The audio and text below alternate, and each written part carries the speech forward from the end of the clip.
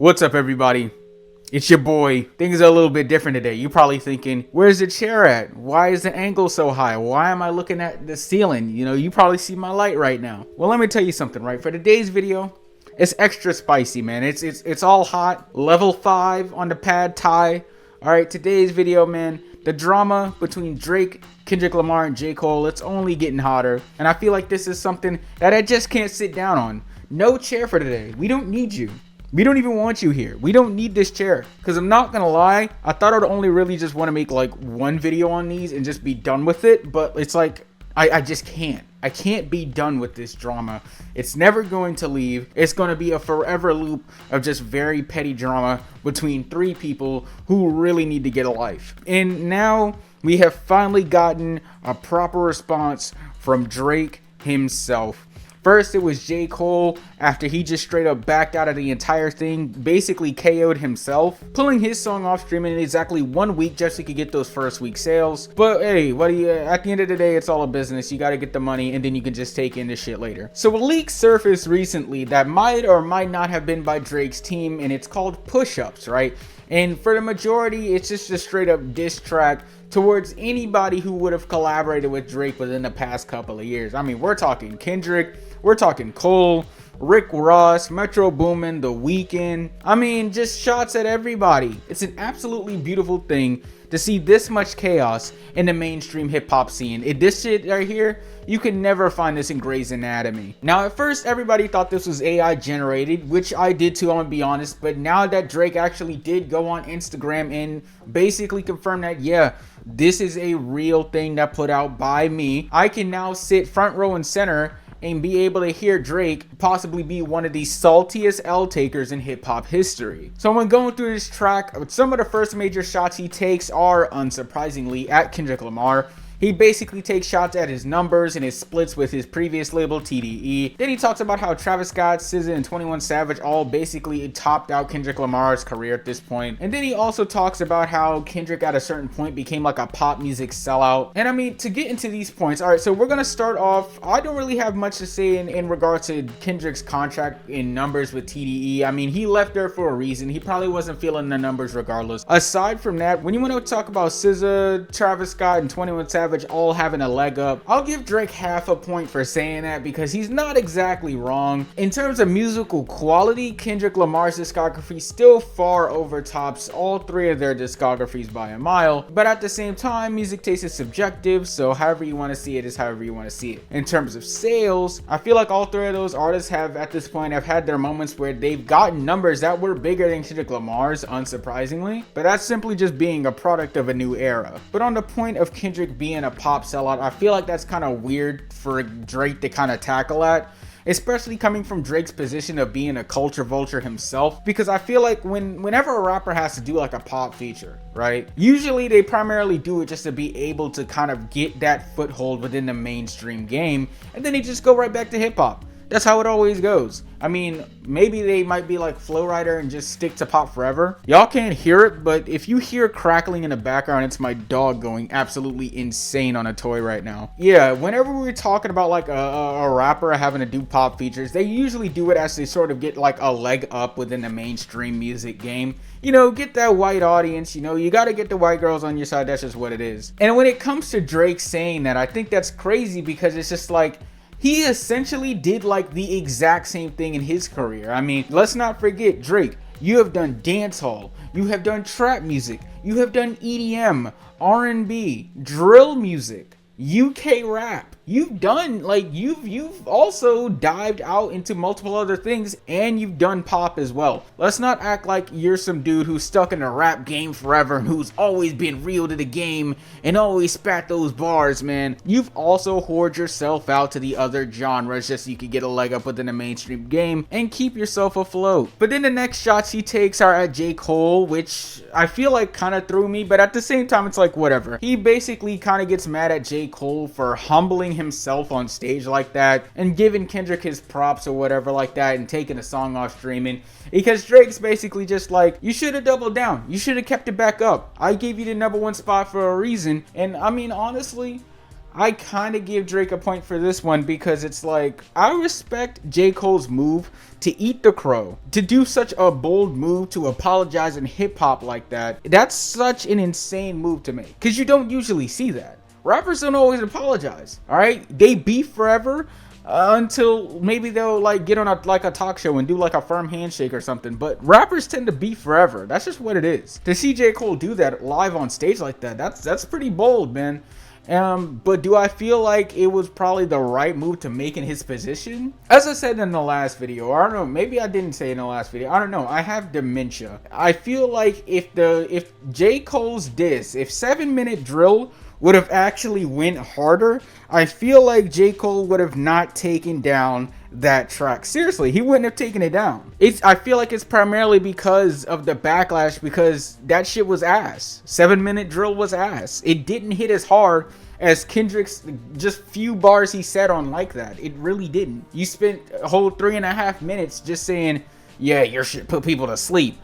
I mean, I could have said that, but at the same time, it's respectable, but it's just, I don't know. It felt very safe. It felt like a very safe move for J. Cole. But then the next shots he takes are at The Weeknd as well, which is also unsurprising to me because The Weeknd and Drake have always had problems. And he basically goes in talking about how The Weeknd was like never actually like from Toronto, from the 6. And, you know, once he got big, he ran off from the city, and also gives hints or whatever to The Weeknd, like, I guess being a homosexual or something. The homosexual part, listen, I explained in the last video on this situation. All rappers are homophobic until proven otherwise. This moment right here is just unsurprising to me. But what I will say is that in terms of like The Weeknd not really repping the 6, not actually being from out there, I feel like coming from Drake, that's really goofy to me because as I literally just said before, Drake is a culture vulture. He carries himself around as being this tough and hard and rough and hood figure, but it's like, dog,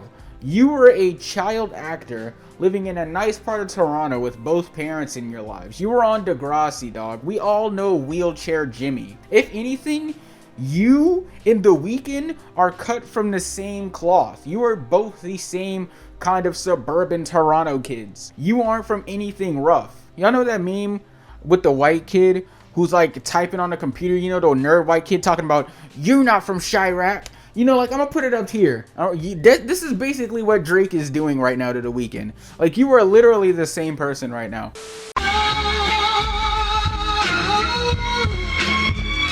Oh, yeah. Moving on, he also did mention Metro Boomin, and I thought this bar was just absolutely hilarious. He just told Metro to shut up and make some drums, which it's like, okay, you know, what do you say to that? Metro doesn't rap. What is he gonna do? Throw some 808s at him? I don't know. Last but not least, he takes some shots at the Maybach Music Man himself, Rick Ross, with one of the bars being about how, you know, Rick Ross being a correctional officer and stuff like that, you know, the stuff that everybody knows. And then another shot being at the fact of how, you know, Drake's features essentially kept Rick Ross afloat for a while, and how Rick Ross might also be potentially connected to the whole P. Diddy situation. Now, on the first note, I will give Drake points for that because I feel like it's always funny to bring up how Rick Ross was a correctional officer, even though I know being a correctional officer is actually like not an easy job. You're in a pretty tough environment out there in those prisons. I've never been in a prison before, but what I will tell you is being in a prison, and I feel like anybody can tell you this, right? Being in a prison, I feel like, is just not a safe environment for anybody who is, you know, not the prisoner. And even if you are the prisoner, I feel like it's still not a safe environment. You know, he was a child actor who lived in a nice part of Toronto with both of his parents. He's not gonna get that. But on the second point, he also, you know, talking about how Drake's features essentially kept Rick Ross afloat, in which I will say he's kind of right, I guess. I mean, like, I'm gonna put the graph up here, right? When you look at Rick Ross's top 10 most streamed Spotify songs, 4 out of those 10 include Drake in it, with the number 1 being a Drake feature. I mean, what do you say to that? But as for the P. Diddy situation, I'm gonna be honest, I know nothing about Rick Ross's inclusion on that. Drake might just be talking out of his ass here, but if we all do know that whole Molly and her champagne bar from Rick Ross, at this point, I really don't even know what Rick Ross could be included into at this point. But of course, if there's somebody who did actually have a serious response to the situation, it was Rick Ross. He did come through and make a diss track himself called Champagne Moments. But another thing Rick Ross does say is that he does believe that Drake's team or Drake himself might have just leaked the track just to make it go viral, but also at the same time to try and keep Drake out of any sort of direct fire per se. You know, like he didn't officially drop this song on streaming, it just leaked, which I honestly personally believe, because I feel like Drake's label more likely didn't like want him to put this out there, but instead just to kind of, you know, do it for the marketing moment. And also at the same time, Drake is definitely somebody who always wants to take the more safer route when it comes to these kinds of things, even if it means he takes the L, because of the fact of he ends up just taking a safer route in the end. And I feel like that's what he's doing right now once that whole diss track leaked, you know. But then after all that dissing, we finally get to the meat and potatoes on why Rick Ross was even mentioned by Drake. And it's because Rick Ross unfollowed Drake after being featured on We Don't Trust You with Metro Boomin and Future. And he unfollowed Drake because Drake actually sent a cease and desist to French Montana because he didn't want his feature on French Montana's song Splash Brothers to be featured on the album, which I feel like is pretty believable because of course French Montana's been getting clowned a lot and everything like that. So of course it makes sense why, you know, some people wouldn't want to be affiliated with French Montana because they don't want to, like, Drake is one of those people who have like a lot of influence within pop culture. So he doesn't want to do something that seems quote unquote uncool, or maybe it was his label, who knows. What I will say is that sending the feds to French Montana's door just for a cease and desist, I feel like is probably the most dickhead move ever if that's actually true. And I honestly feel like that's probably the most Drake shit ever if that's actually true. And it actually does seem to be true because the final cut with the Drake feature for Splash Brothers by French Montana actually did leak like a day or two ago, so you can go listen to yourself right now and you can just tell me how the song went. I thought the song sucked ass even if it did have a Drake feature, but I don't know, it's all up to y'all. But now after all of this happened, I can finally give my thoughts. Firstly, I think this drama has gotten a little bit too out of hand, honestly. I mean, Drake is out here willingly fighting a 6-on-1 because he thinks he'll walk out of this unscathed, which he more likely will because it's Drake, but I mean, still, you know. As for the Rick Ross diss, I feel like Rick Ross's diss went honestly a bit harder than Drake's. I feel like because his felt a bit more personal because, you know, he was actually friends with French Montana. But as for the Drake diss, he definitely made some points on there, but at the same time, I feel like a lot of it could be pointed like right back at himself. But while this is all fun and games for me because I am actually very happy I get to have content on the destruction of mainstream hip-hop because this shit can be really entertaining, I also really hope this ends soon. At this point, I'm just waiting on Pusha T to drop the story of Added On so I can finally be over all this mess. Let me know how you feel about the whole drama. Let me know who had the best diss or diss track or whatever. Was it J. Cole? Did Kendrick do it better? Did Drake do it better? Did Rick Ross do it better? Who else is going to drop a diss track? Is it going to be Eminem? Is Childish Gambino going to drop something? Thank y'all for the love and support. I've gotten a lot of love and support in these past few videos, man.